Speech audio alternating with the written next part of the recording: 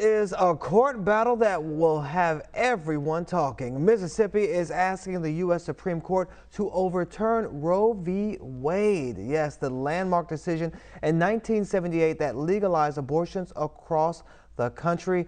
And now our justice correspondent Candace Kelley joins us to talk about the impact that this could have on women's rights. Good morning, Candace. Good morning, Shannon. Good to see you. You as well. So, will filing have any bearing on the abortion case that justices will be hearing in the fall?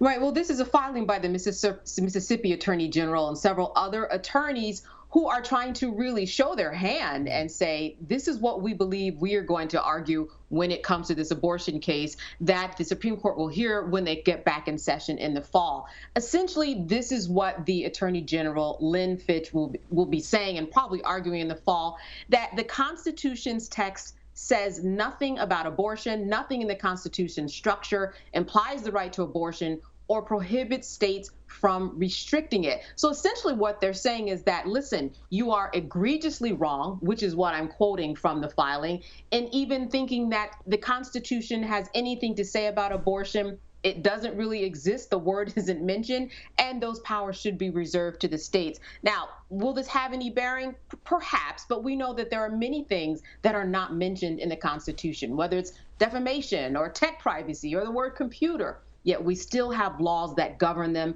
and this is how we interpret the Constitution. But this is one way that we know what Mississippi will be saying in this big case that's coming up in the fall, having to do with abortion rights. Which I guess would give its opponent an opportunity to kind of prepare their case now, so they say, okay, we see what's coming. Exactly. Yes, yes. Okay, you so get an idea of what they're going to say. So they're preparing at this time. Right. So will the Supreme Court be taking up, I guess they will be taking up the case of Dobbs versus Jackson, Women's Health Organization. What is that issue about there?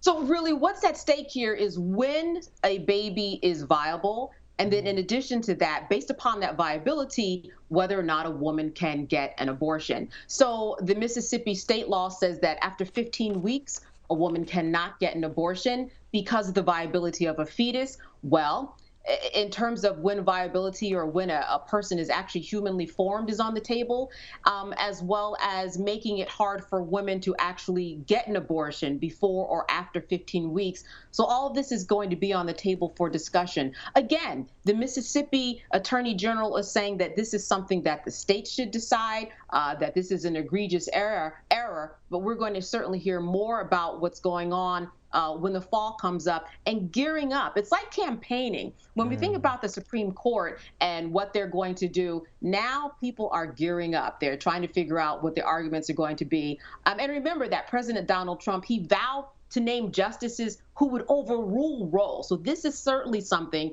that abortion activists have been, I guess, over the past decades, the most fearful about this case that we're going to hear about in the fall. Yeah, and we see this come up every election season where it's like pro-life and what people stand for and what they're running on that platform. And you said we see this coming up in the fall, but it's making a lot of people nervous because the majority of the judges that are going to be voting on this are conservative. So is this something that the president is trying to change or impact?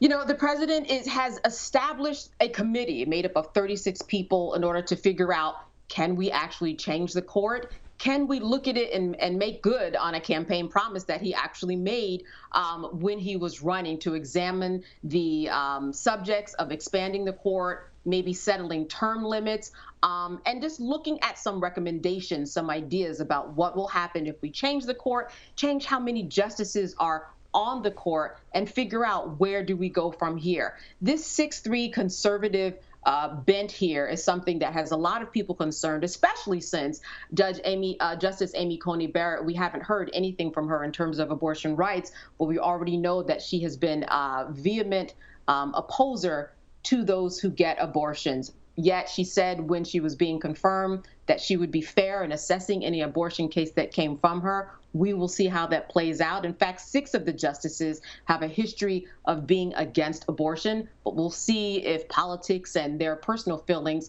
come into play when they actually decide this case, which will not be in 2021. We'll hear about it, but they will actually decide this case later in the spring when the justices ultimately make their decisions on all the cases that they hear. Well, a battle is definitely brewing, and we know Candace Kelley will keep us posted and updated on all of that. So thank you so much, Candace. Have a All great right, weekend. Shannon, good seeing you. All right.